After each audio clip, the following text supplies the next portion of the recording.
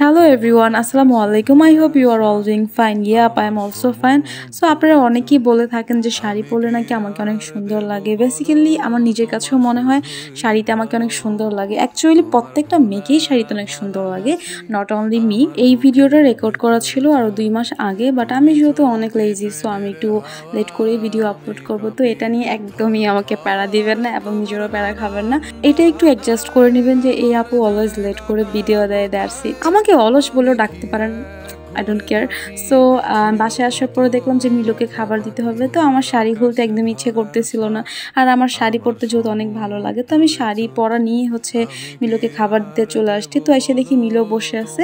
ওকে আমি যাওয়ার সময় বলে গেছিলাম তুমি এখানে বসে থাকো, তোমার জন্য খাবার নিয়ে আসতেছি। আমাদের মিলো কিন্তু খুবই ভালো, খুবই ভদ্র, একদম লক্ষ্মী একটা বাচ্চা ছানা। সো ওকে যেভাবে বলবো সেভাবেই কথা শুনবে, একদম পাগলামি করবে না।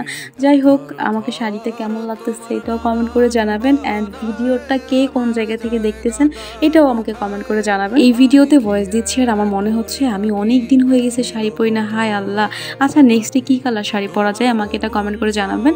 অ্যান্ড এই ছিল আজকের ভিডিও। সবাই ভালো থাকবেন, সুস্থ থাকবেন। আল্লাহ হাফেজ, বাই বাই।